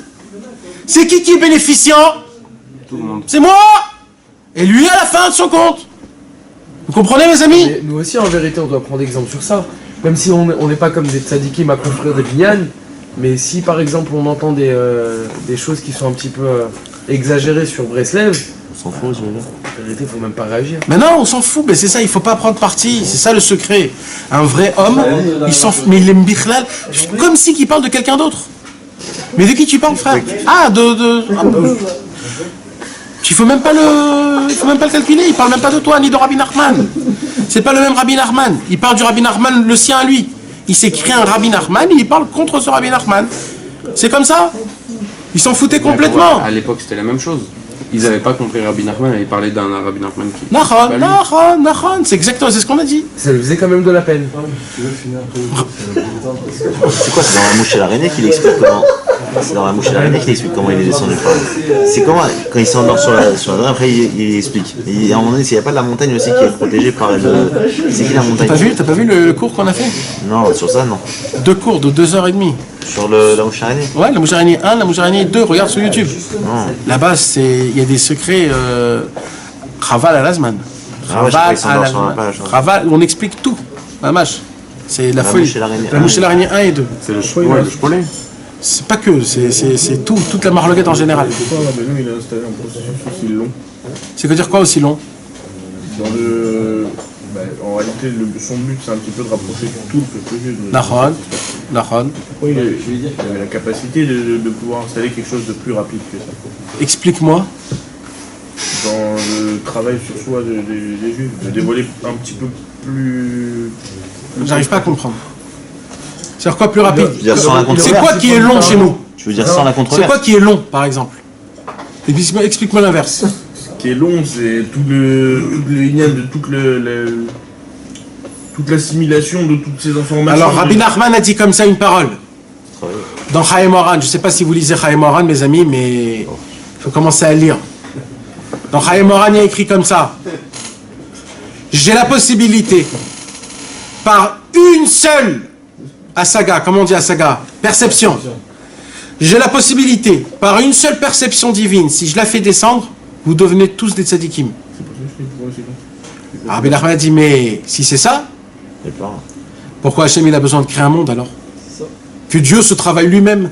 Si tu fais descendre ça, alors il n'y a plus rien. Tout le travail, c'est que je vous donne le maximum de concepts pour que vous puissiez avancer à Hachem, mais plus que ça on peut pas. Parce qu'après c'est plus un jeu. Tout ça sur ta Mais tu t'imagines les secrets que Rabbeinu il a dévoilés? Mais il n'existe pas un homme au monde qui l'a dévoilé autant de dévoilements. Ça n'existe pas. D'une telle facilité, il suffit juste... Rabbeinu il dit l'essentiel c'est l'attachement à moi. Au moment où tu es attaché à moi, tout le reste c'est... Mais on ne sait même pas de quoi tu parles. On ne sait pas. Il avait l'air aussi tellement simple. Rabbeinu? Ah oui? Bah oui. Et quand on dit les 3 choses pour s'attacher à lui, c'est lui qui a dit qu'il fallait faire comme ça ou on a C'est quoi les 3 choses qu'il faut s'attacher à lui? J'ai entendu moi, Shulchan Aruch tous les jours, Id Bonut 1 heure par jour et c'est quoi? Attends. Ou maintenant, c'est déjà un truc de... Et Oman Rosh Hashanah. Je sais pas. Bah, dis-nous c'est quoi l'attachement, c'est tout en fait. C'est l'étude des livres. L'attachement c'est l'étude et l'application, ce que tu peux appliquer. Bon, ça passe par ces 3 choses, mais demain il y aura un cours sur Facebook Bezrat Hashem, sur tout le secret de la Megillah que Rabbi Israël il a dévoilé. Oh. Et là-bas, Bezrat Hashem. Et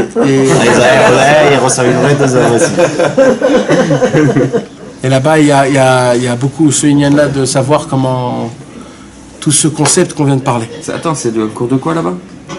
Là-bas, il n'y a pas de cours de. Là-bas, c'est. C'est multiplex. Ah, c'est multiplex. En gros, Rabbeinu il est venu pour nous accélérer parce qu'il reste plus beaucoup de temps. C'est les kabbalistes. Il a pas mis une accélération un peu plus.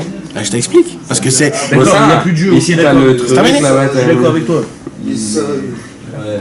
Comprendre déjà une sirène. Faut vraiment la comprendre. Non. Et réussir à la mettre en application. Non, là tu parles de la sagesse, moi je te parle pas de la sagesse. Non, rentrer dans l'application. Mais non, mais l'application, c'est très simple. Rabbeinu il a dit faut être joyeux, tu es joyeux. Oh, vas-y. Non. Il faut sauter. Faut que tu te mets sur la table et tu sautes. Qui Baruch Shelo Sanigoy. C'est ça. Il y a énormément. Il faut être joyeux, il faut faire du côté de feu, il faut parler, il faut faire du tout dans le yard, il faut créer Hachem, je t'aime, Ribono Shel Olam. Il faut diffuser et dire au monde, il y a Rabbeinu dans le monde. Il faut être content, il faut être lumineux, il faut que tout le monde te dise, mais qu'est-ce que t'as pris frère, qu'est-ce que t'as pris, c'est quoi qui te rend comme ça? Tu dis, j'ai pris un cachet, le cachet bleu, le cachet de Rabbeinu. Le bleu, c'est pas ça. Le bleu, c'est pas ça. C'est les bons. Non, dans Matrix, il n'y avait pas un cachet bleu et rouge. C'est vous qui avez l'esprit chelou. Pourquoi c'est pas un cachet bleu? Moi non plus, j'ai pas compris. Il n'y a pas de couleur. Tu sais que c'est bleu, toi. Il n'y a pas de Il n'y a pas couleur. le cachet bleu. Ah, bah mes amis, je m'excuse, mais moi, c'est pas Mais ça donc le tu connais français. Matrix. C'est connu le cachet bleu, hein. Il reste un peu d'eau ou... Ouais, Ah. Comment ça se fait des fois dans la prière? Des fois ça marche, des fois ça marche pas. Des fois tu as le résultat, des fois tu l'as pas. Pour la sincérité, non? Mais non, c'est pas un distributeur. Qu'est-ce que t'as dit? Non, mais pourquoi pas? Non, mais c'est vrai. Ça touche à la sincérité. Je te parle pas d'argent quand C'est soit le lion. Oui, mais je te parle de tout, moi aussi. Ça dépend de toi. Peut-être qu'il attend encore plus de nous. Mais non, mais peut-être qu'Hachem il sait que c'est pas bien ce que tu veux. Jordan, rappelle-toi de cette question, on en parlera. Parce que c'est pas comme ça, il n'y a pas une réponse comme ça. Il faut construire une rue pour t'expliquer ça. Et des fois ça marche, des fois ça marche pas. Qu'est-ce qui marche pas? Bien, on continue, après tu rappelles-toi et tu me proposes. Le téléphone il est en marche et le téléphone il est éteint. C'est ça. C'est vrai que t'as rien à dire, tu vois. Non, le retour. Et cela Alors maintenant, on va avancer d'un cran pour essayer de savoir qu'est-ce que ça fait donc, qu'est-ce qui se passe. D'accord? Donc comme ce qu'il a dit là, il a dit quoi? Il a dit que grâce à la marloquette, Rabbeinu, qu'est-ce qu'il fait? Il crée grâce à ça des maisons et des rues, après des villes, après des pays, après des continents, et après des planètes, et après ainsi de suite. Et cela correspond à ce qui figure dans les proverbes. Attribuer une chose substantielle, yesh, à ceux que j'aime. Et Yesh a la valeur numérique de 310. Et c'est pour cette raison que la Torah a utilisé l'expression « à ceux que j'aime ». Car c'est grâce à l'entente et l'amour que le juste introduit au sein des pierres que les 310 mondes prennent consistance. Et c'est dans le sens que l'on peut comprendre ce qu'a dit Abigail à David, lorsque Naval s'est opposé à David et a dit du mal de lui. Entre guillemets, et je sais maintenant que Dieu te fera une maison. Ce qui veut dire que Dieu te fera une maison à partir des pierres issues de cette controverse. Il s'agit de la maison royale fondée par David. Ça veut dire Abigail, elle était mariée avec Naval. Le général. Hein? Le général. De la mère. Et en vérité, Naval, il a piqué la femme de David Ameller. Alors là, Abigail, c'était la femme de David Ameller. Et Naval, il a piqué la femme de David Ameller. Alors, quand il a pris la femme de David Ameller, quand David Ameller, il est revenu d'une guerre, il a vu Abigail, il a tout de suite vu que c'était sa femme. Mais il a vu qu'elle était mariée. Alors, il a pu rien faire. Et ça, il a vu de loin. Mais il a vu de proche son mari Naval. Alors, il vient chez Naval et il dit à Naval, reçois-nous dans ta maison, parce qu'on revient de guerre, et mes hommes de guerre, ils sont très fatigués, ils sont pas vêtus, ils sont très fatigués. Et il y a une halakha dans la Torah, il dit, quand la première maison qui reçoit le roi avec ses soldats, il est obligé de le cueillir et de donner à manger. Et quand il a dit à Naval, de l'accueillir et de le... Quand il a dit à Naval, pardon, quand il a dit ça à Naval, il a dit, j'ai juste du pain. Quand à côté, il avait des tables et des tables remplies de quoi manger, de quoi boire, etc. Quand il a vu ça, David, alors le Midrash, il raconte que David, il a dit, je préfère de mourir de faim et pas de manger d'un homme qui a le tsaraïn, comment on dit? Il est radin. Il est radin. Et au moment où il a fait ça, Naval, il est devenu Chayav Mita. Pourquoi il est devenu Chayav Mita? Parce que ça s'appelle Mored Bemalchut. Ça veut dire il a déshonoré le roi. Et c'est pour cela qu'après il a envoyé Naval en première lignée.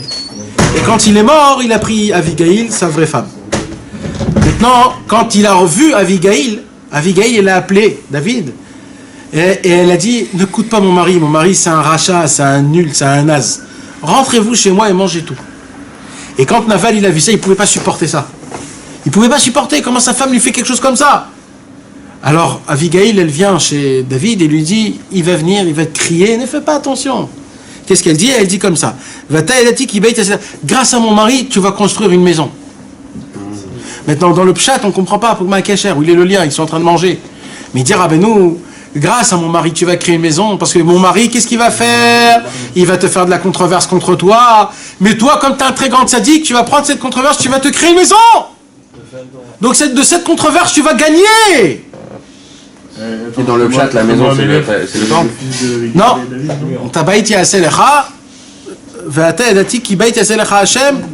Elle lui a fait allusionner que maintenant il est Chayav Mita et qu'elle va se marier avec lui. Moi, je vais devenir ta maison. C'est ça le pshat. Shlomo Ameler, c'est le fils d'Abigail et de David ou une autre femme? De Abigail, je crois. Donc ce soir, au final, c'est sorti de Tamigdash de Shlomo Ameler qui l'a construit. Continue. Car le juste... Là, c'est important parce qu'on avance là. Jusqu'à maintenant, c'était un point. Un deuxième point. Premier point de la marloquette, c'est Shai Olamot. On a compris c'est quoi le Shai Olamot? Grâce à la controverse, le tzaddik, qu'est-ce qu'il fait? Il prend toutes les paroles et il construit de ça des binyanim. Deuxièmement, qu'est-ce qui se passe grâce à la controverse? Car le juste tend à la bonté et juge favorablement ses opposants en présumant qu'ils ont de pures intentions. D'une part, parce qu'il sait que le monde n'est pas en mesure de supporter sa propre lumière en raison de son intensité, et d'autre part, en raison des jugements et des décrets importants qui pèsent sur le juste authentique, et en fait, c'est la raison pour laquelle il a des opposants, car de cette manière, ils font passer sous silence les jugements et les décrets arrêtés contre lui. Arrête-toi. Qu'est-ce que t'as lu là? Kodem Kol que le tzaddik authentique, il est juste. Il est fait de bonté, pardon. Le tzaddik, il est fait de bon, il est bien. C'est ça. Il est bon. sa nature à lui, il est bon. C'est maté klapé chesed. Il n'est pas maté klapé gvura. Le tzaddik, toujours, il penche du côté du bon. Il est bien. Le tzaddik, il veut aider. D'ailleurs, tzaddik veut dire le mot juste. Juste, c'est le bon, le bien. Il veut faire des bonnes choses. Il est gentil. Il est prêt à se salir pour toi, pour que tu fasses tchouva. Il se sacrifie, lui, sa famille, etc. C'est ça, le tzaddik, il est bon. Alors, il dit Rabbi Nachman comme ça. Le tzaddik, qu'est-ce qu'il fait? Quand il voit qu'il y a des gens qui ont de la controverse contre lui-même, qu'est-ce qu'il fait tout de suite? Il les juge du bon côté. Il essaye de les juger du bon côté. En disant que leurs intentions, elles sont bonnes. Ouais. Mais c'est qu'eux, ils sont du côté rigueur en vrai. Hein? Eux, ils sont du côté rigueur. Nahon, si tu penses quelque chose du mal, c'est qu'il est dans le mal. Là, il explique pourquoi le tzaddik il fait ça aux gens qui ont de la controverse. Il a tellement de lumière, tellement. Alors il dit Rabbi Nachman comme ça. Le tzaddik authentique, il a une lumière qui est tellement haute et tellement forte et tellement grande que personne peut goûter de cette lumière. Personne. Il dit Rabbi Nachman dans le Likutei Moharan, Torah 133. Dans la Torah 133, il dit que le tzaddik ressemble à un soleil. Est-ce que le soleil, on peut le goûter, le soleil? On ne peut pas le goûter. Alors qu'est-ce qu'il a fait à Kadosh Baruch Hu pour qu'on puisse kiffer le soleil? D'abord, il a mis une couche en entière de gaz qui enveloppe le soleil.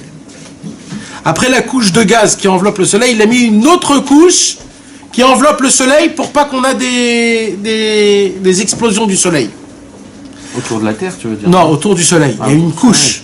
Nartika shel Chama, le nartik. Okay. Après, Akadosh Baruch Hu, il a mis une autre couche sur la Terre, l'ozone. Pourquoi? Pour enlever toutes les radiations et toutes les énergies mauvaises, etc., qui viennent du soleil. Et après, dans le monde, Akadosh Baruch Hu, il a créé l'oxygène, il a créé le ciel, il a créé les arbres, il a créé ainsi de suite des niveaux de filtres pour pas que le soleil nous atteigne directement. Qu'est-ce qui se passe quand le soleil nous atteint directement? Alors il brûle, ou alors comme le désert, il n'y a rien qui peut vivre, il n'y a pas de vie. Alors Akadosh Baruch Hu, qu'est-ce qu'il a fait? Il a mis des filtres. Tous ces filtres, ils sont faits pourquoi? Pour qu'on kiffe le soleil. C'est quand qu'on kiffe le plus le soleil? Quand on se met dans l'ombre. Dans l'ombre, c'est quoi dans l'ombre? On ne veut pas se mettre complètement caché du soleil. On veut se mettre dans le soleil, mais qui nous tape pas directement. Il dit Rabbi Nachman de Breslev, si ma lumière à moi, elle se dévoile comme elle est, je brûle le monde. Alors qu'est-ce que j'ai besoin? J'ai besoin des filtres. C'est quoi les filtres? C'est de la controverse. La controverse, qu'est-ce qu'elle fait? Elle met des voiles. Mais en fait, ces voiles, sans qu'ils savent, eux, c'est pour que ma lumière, elle passe encore plus loin. Vous croyez qu'avec votre controverse, vous allez me cacher? Mais vous ne me cachez pas, vous faites de l'ombre à ceux qui veulent venir me se rapprocher de moi. Comme ça, il dit Rabbeinu. Ça s'écrit dans la Torah 133, et ça s'est expliqué énormément dans le Likutei Halachot, Ilchot Kila Ekelim Alachadalet Od Gimel. Il dit Rabbeinu que tout le travail du tzaddik, c'est quoi? C'est de rapprocher du monde. Mais maintenant, il ne peut pas rapprocher tout le monde. Pourquoi il ne peut pas rapprocher tout le monde? Parce qu'il est trop puissant. Il est énormément, c'est du soleil, c'est une lumière qui est énorme. Il ne peut pas. Alors qu'est-ce qu'il fait Rabbeinu? Akadosh Baruch Hu, il fait qu'il y a de la controverse contre ce tzaddik. Parce que cette controverse, elle va faire quoi? En vérité, c'est elle qui va contracter la lumière du tzaddik pour qu'elle puisse passer dans les endroits que jamais elle pourrait passer. Et grâce à ça, elle peut arriver dans des endroits très loin. Donc en fait, la controverse, elle est énorme. Elle est tellement importante. On a compris, mes amis? Alors, je récapitule. Première raison pour laquelle il faut avoir... Pourquoi c'est bien d'avoir une controverse? Ça crée des bâtiments. Ça construit les 310 mondes. Le tzaddik, il prend la controverse, il crée avec des enseignements de Torah et que grâce à ça, il se crée des mondes. Deuxième explication, c'est quoi? C'est que grâce à la controverse, la lumière du tzaddik, elle est contractée et elle arrive dans des endroits que jamais elle pouvait arriver si elle serait sans voile. Et la controverse crée un voile à la lumière pour que la lumière puisse être arrivée comme il faut. Maintenant, on va étudier une troisième raison pourquoi il faut avoir de la controverse. Pas qu'il faut avoir, que c'est bien la controverse. Il ne faut pas se... Pour le tzaddik. Pour le tzaddik. Ouais, on parle que pour le tzaddik, mes amis, parce que là, tout ça, c'est les tzaddik. Lumière et tout ça, c'est que le tzaddik. Vega, Mechamat, et aussi parce qu'il y a des... C'est bien pour le monde en général. Oui, mais je parle de la controverse en elle-même quand on parle que sur le tzaddik. Ça sert pour le travail du tzaddik. Exact. La controverse sur le tzaddik. Celui qui l'a fait. Celui qui l'a fait, que Dieu nous en préserve. Lui, c'est un vrai problème. C'est un vrai problème. C'est au corps, mais il n'est pas conscient Mais d'un autre côté, s'il n'y a pas cette Bien sûr qu'il est conscient, c'est lui qui a fait la controverse. Il se Oui, bon, on parle du tzaddik. Celui qui fait la controverse, c'est un vrai problème. Parcours, ouais, mais sans lui, il n'y a pas. D'accord, mais tous ceux qui. Mais ça veut dire que c'est un jeu qui va dans les deux côtés. Ça veut dire Akadosh Baruch Hu, tout ça c'est des calculs de Ça veut dire Hachem. qu'Hachem, il veut comme ça. Non, Hachem il choisit un homme qui est déjà pécheur, qui est déjà méchant, qui a fait déjà des mauvaises choses, et il lui donne à lui ce problème-là. C'est pour cela que quand Rabbi Mais Nachman... au final, ce serait un mérite pour lui. Non, c'est pas un mérite. Il écrit où Paro écrive, grâce à Pharaon, le peuple juif, il s'est retourné chez Hachem. Alors c'est un mérite pour Pharaon, ma pitom. Pharaon, il s'est pris tout ce qu'il s'est pris. Mais c'est passé par lui. C'est pour ça que quand Rabbeinu, il a dit sur le Shpolé Zeidé, parce qu'à l'époque, le Shpolé Zeidé, c'était un très grand ami à Rabbeinu. Et quand il a vu qu'il a controverse, c'était obligé qu'il y ait de la controverse. Mais que la controverse, elle passe par le Shpolé Zeidé, il a dit, oh là là, je savais pas qu'on a c'est Pélé qu'on a choisi lui. Pourquoi lui? Parce qu'il savait qu'on ne choisit pas Stam quelqu'un. C'est celui qui choisit, c'est un vrai problème. Celui qui fait la controverse. Celui qu'on choisit pour qu'il soit un opposant. Donc, première pour les baptêmes, deuxième pour le filtrer la lumière. Voilà, troisième. Et d'autre part, en raison des jugements et des décrets importants qui pèsent sur le juste authentique, en fait, c'est la raison pour laquelle il a des opposants. Car de cette manière, ils font passer sous silence les jugements et les décrets arrêtés contre lui. Nous avons un exemple de cela lorsque le cas où pèse un dur décret sur quelqu'un, apparaît une autre personne, habitée par un esprit de vengeance qui s'écrie « Je vais me venger de lui et lui faire subir ce qu'il mérite ». En agissant de cette manière, il va faire taire les autres accusateurs qui réclament contre lui des châtiments qu'il n'aurait pas été en mesure de supporter. Il ressort de cela que celui qui veut se venger de lui rend un fier service, car il est certain qu'il est préférable de subir ces poursuites qui sont... Il ressort de cela que celui qui veut se venger de lui rend un fier service, car il est certain qu'il est préférable de subir ces poursuites qui sont, somme toute, supportables plutôt que de subir les tourments des accusateurs qu'il n'aurait pu endurer. Le tzaddik? Alors, écoutez bien écoutez bien ce que Rabbeinu dit. Rabbeinu il dévoile dans la Torah, dans le Likutei Moharan, dans l'enseignement numéro 241. Rabbeinu il dit comme ça. Des fois, il y a un décret sur un homme, Chas v'Shalom, qui doit lui arriver quelque chose. Il y a un décret. Maintenant, il y a une règle. Avant et après. Non. Il y a une règle dans la Torah qui s'appelle Chitzai Kalim ve'enam Kalim. Ça veut dire quoi?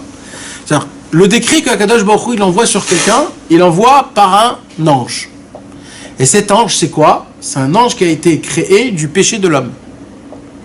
Donc c'est le même péché qui vient faire payer à cet homme-là la punition. Maintenant, il y a un klal. C'est quoi le klal? Le klal, c'est que l'ange, il ne peut pas faire le décret de Dieu à 100%. Il peut le faire que à 50%. Comme ça, il y a écrit. L'autre 50? Hein? L'autre 50, ça part. Ah, t'as la moitié du... Toujours. L'ange, il peut faire... C'est 50%. Comme ça, il peut faire. Maintenant, qu'est-ce qu'il dit Rabbeinu? Rabbeinu, il dit quoi?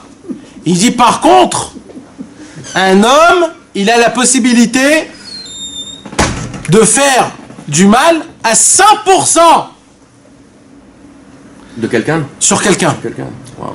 Alors, il dit Rabbeinu comme ça. Quand il y a un décret qui descend par un ange, alors les anges, ils disent, tu t'imagines que lui, il doit recevoir 100% et nous, on va lui donner que 50%?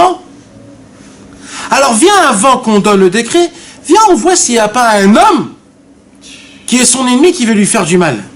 Comme ça, s'il y a un homme qui veut lui faire un ennemi, qui est son ennemi qui veut lui faire du mal, lui, c'est certain qu'il va lui faire 100%, donc nous, on se barre. Et là, si c'est un homme qui est contre toi, Chas v'Shalom, il peut te faire 100, et des fois 200, et des fois 300%. Alors eux, ils se barrent en haut, ils se disent, ça y est, eux, ils vont faire le travail mieux que nous, et nous, on reçoit le double de ce que normalement on devait recevoir. Et il dit, Rabbi Nachman, c'est quoi, qu'est-ce qu'il fait Hachem? Il y a des tzadikim, qu'eux, ils connaissent ce jeu-là. Alors, qu'est-ce qui se passe?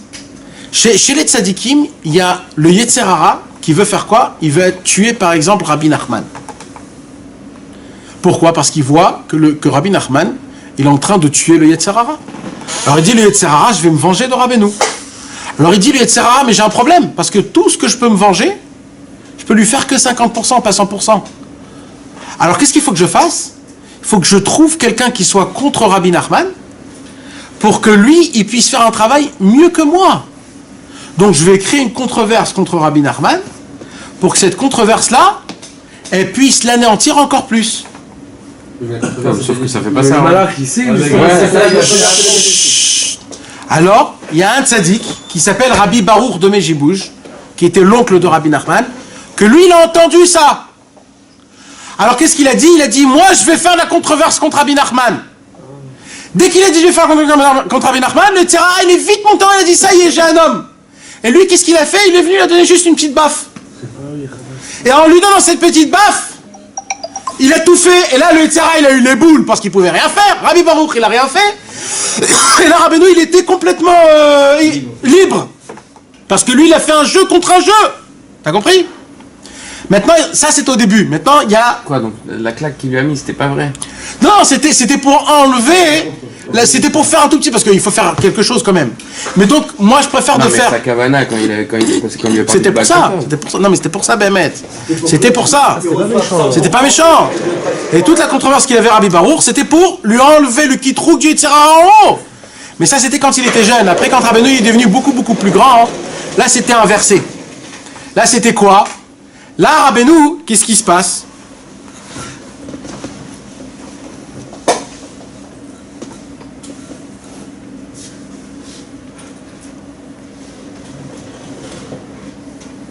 Là, Rabbeinu, il fait quelque chose d'autre. Quand Rabbeinu, il voit sur quelqu'un un kitroug,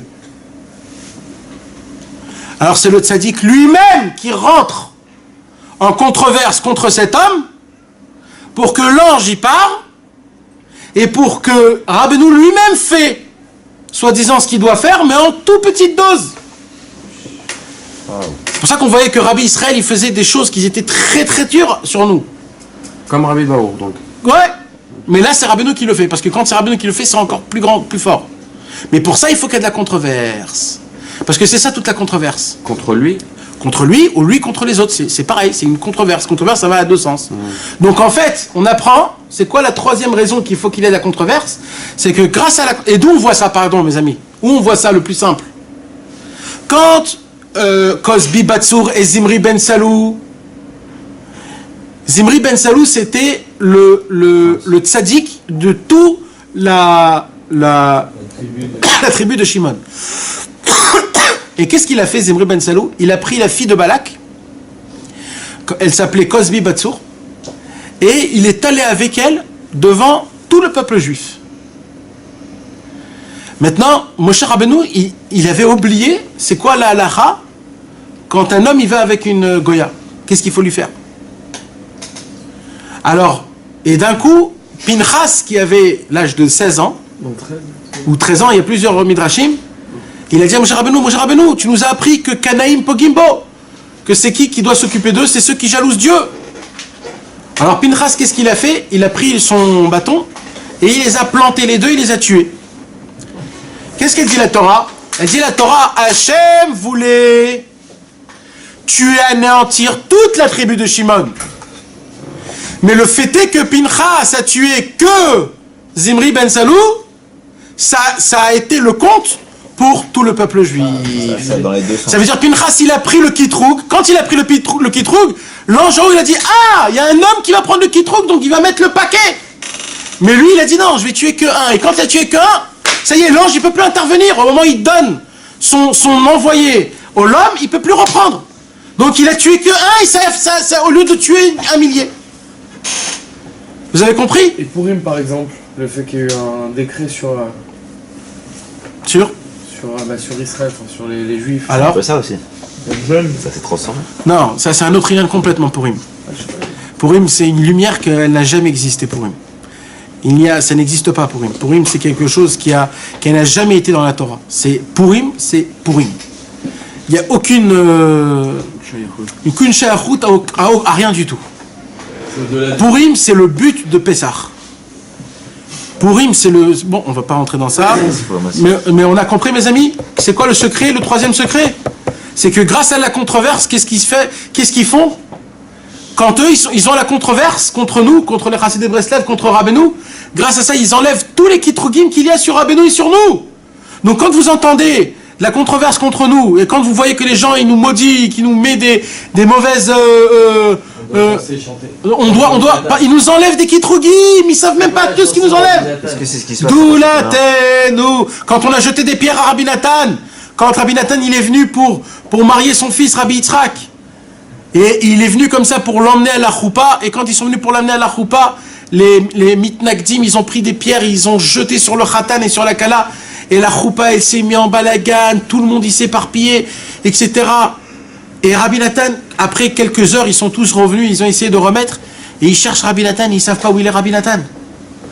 Ils cherchent où il est Rabbi Nathan, où il est Rabbi Nathan. Ils ont commencé à le chercher, et ils ont cherché, et d'un coup ils entendent une voix, et ils commencent à aller par la voie, ils rentrent dans la forêt,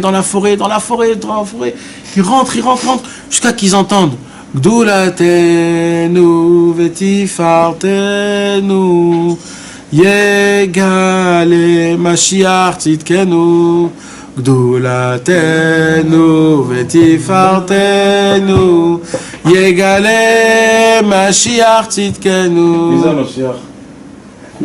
Unser Großkeit und unser Schönkeit brennt Mashiach wird kommen. Unser Großkeit und unser Schönkeit brennt Mashiach wird kommen. Ça veut dire quoi? Gdulatenu vetifartenu. Notre grandeur et notre splendeur, ça sera que Mashiach qui va la dévoiler. Parce que c'est justement grâce à la controverse que toute notre grandeur va grandir. Rabbeinu a pu exploser après 200 ans d'étincelles éteintes grâce à la controverse qu'il y a eu pendant 200 ans. Rabbi Nathan, Rabbi Nachman de Tulchin, Rabbi Israël, Rabbi Shmuel Horvitz, tous ceux-là qui ont reçu des pierres, qui ont été menacés de mort pendant des centaines d'années. Mais pourquoi? Pour que, à la fin du compte, ça éclate, mais quand ça va éclater, le monde en entier va parler de Rabbeinu. Dans des stades de foot, dans des publicités pour le Bitoir, on voit des Breslev partout. Partout, on veut des Breslev pour danser dans des mariages, pour partout. Parce que Rabbeinu, il se dévoile grâce à la controverse. Plus il y a de la controverse, plus c'est plus fort. C'est ce qu'il fait avec nous à Rosh Hashanah, non? Quoi? C'est ce qu'il prend nous faire un petit tikkun comme ça. Ouais, tous les tikkunim. C'est pour ça que les Breslev ils disent quel tikkun. Pourquoi on dit toujours tikkun? Parce que Rabbeinu il nous fait des petites doses, clac, et nous on dit oh là, c'est quoi? Oh, ça va, tu sais ce qui doit t'arriver toi?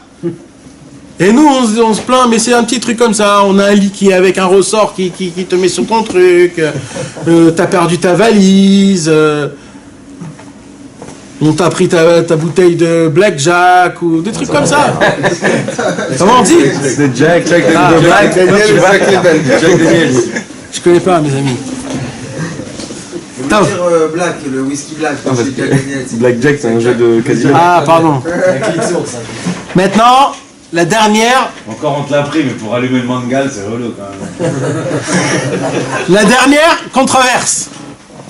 Et là on termine, je suis très content, on a bien expliqué, je crois, hein, on a bien expliqué. Ouais. Vous avez compris ou pas trop les gars? C'est un résumé en fait de tout ce truc. Ouais. Alors vas-y, la dernière, pourquoi on a besoin de la controverse? Attends, là je crois qu'il réexplique ce que tu as dit avec Pinchas et Zimri. Alors vas-y, lis quand même. Nous avons une illustration de cela si nous considérons le comportement de Pinchas face aux agissements de Zimri. Car si Pinchas n'était pas intervenu, les enfants d'Israël auraient été passibles de destruction qu'à Dieu ne plaise. Mais du fait que Pinchas est sorti du lot et a pris sur lui de venger la cause de Dieu au sein des enfants d'Israël, aussi Dieu ne les a pas détruits comme le dit le verset, et il est intervenu prenant fait et cause de ma jalousie au milieu d'eux, aussi n'ai-je pas détruit, etc., etc. D'une manière, il va de même pour ce qui est du juste. Celui qui se lève contre lui et s'écrie « Je vais lui en faire voir et vais lui montrer ma force et me venger de lui », va de cette manière faire taire les autres accusateurs. Ouais. Ça, c'est le point. Maintenant, on arrive. Là, maintenant, Chavod. Juste en effet. Et le palais du roi évoque la bouche du juste et on la désigne du nom de Echal, palais, dont la valeur numérique 65 est équivalente au nom divin de Adoshem. Ouais. Adona, Adona, ça fait 65. Tu prends le mot Echal, 65. Tu dis le mot P. 65. Non. Le Echal, c'est la paix. C'est quoi le Echal? Le Echal, c'est comment on dit un Echal? Un palais. C'est quoi le palais? Il dira dans le Tikkun Zohar, c'est la bouche. La bouche, c'est le palais. Donc dans la bouche, il y a le mot Adona. Pourquoi? Parce que le Echal, c'est Gimatria Ado. C'est beau parce que. C'est pour ça qu'on dit Adonai Sefatai Tiftar. Sefatai. Encore une fois, dans le prétexte, c'est P Tzadik. Il y a un secret dans ça. Il y a un secret dans ça. Je sais pas quand, mais un jour on en parlera. Peut-être la nuit. Un peu là, c'est le sujet. On arrangera l'histoire. Un peu là. C'est le sujet là. Il est de dire un petit mot. C'est vrai. Il saute surtout les steaks. Lis juste, termine s'il te plaît là. Donc, écoutez juste mes amis. Évoquant la bouche dans sa qualité de la bouche souveraine. Or, l'opposition que le juste, objet de controverse, doit affronter de la part d'un autre juste, constitue l'épreuve qu'il doit surmonter pour savoir s'il est capable de se tenir dans le palais du roi, incarné par la bouche du juste qui s'oppose à lui. Et s'il passe cette épreuve, on l'élève à un plus haut niveau, si bien que le fait que l'on s'oppose à lui constitue en définitive un bienfait pour lui. Il y a écrit comme ça.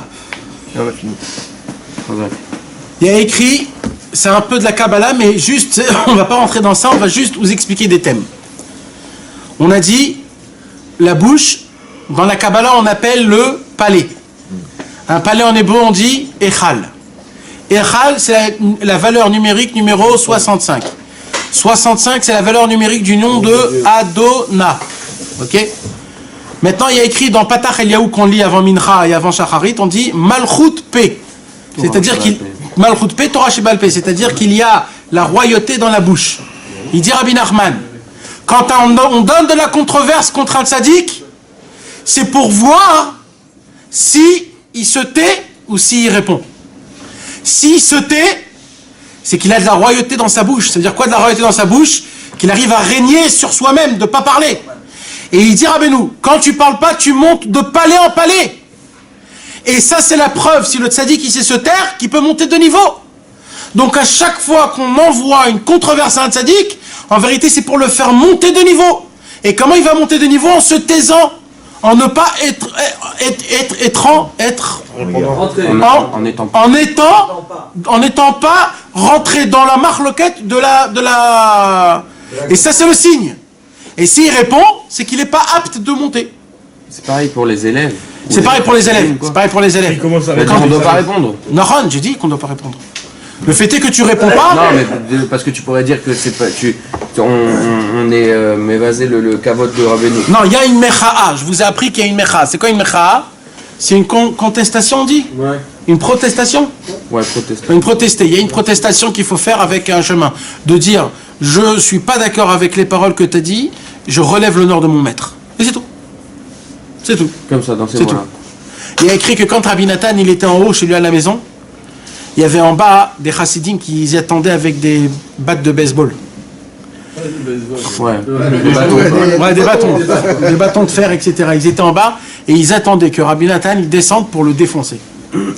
Alors Rabbi Nathan, tout de suite, il y avait les jeunes de Rabbi Nathan, les jeunes élèves, qu'ils ont dit ah ouais, il y a des ça, eh ben il n'y a pas de problème, nous aussi on va venir avec des bâtons. Et ils sont venus en équipe avec des bâtons pour rentrer en guerre avec eux. Rabbi Nathan il a envoyé une lettre, il a dit oh il va envoyer malheur à celui qui lève la main. Malheur à celui qui lève la main. Parce que nous les Chassidei Breslev, on est des gens qu'on les poursuit et qu'on ne poursuit pas. On est des nirdafim et pas des rodfim.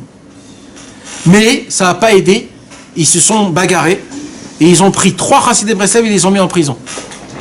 Et vous savez qu'est-ce qu'il a fait Rabbi Nathan? Rabbi Nathan il a dit Anilo Memaher, comment on dit Anilo Memaher? Je suis pas pressé. Je suis pas pressé de les faire sortir de prison. Parce qu'ils m'ont pas écouté, il faut qu'ils apprennent. Ils sont restés en prison 1 semaine et après il s'est occupé de les faire sortir. Bah oui, Parce que nous, on ne bronche pas. Quand tu bronches, tu perds ici. C'est le fêté de ster que je monte de niveau. C'est ça notre grandeur. C'est qu'on ne rentre même pas dans leur délire. La marloquette, elle m'a grandi. Elle me fait que je puisse devenir encore plus grand et plus haut. Vous imaginez comment c'est grand la marloquette? Et quand quelqu'un il te doit de l'argent, tu fais comment?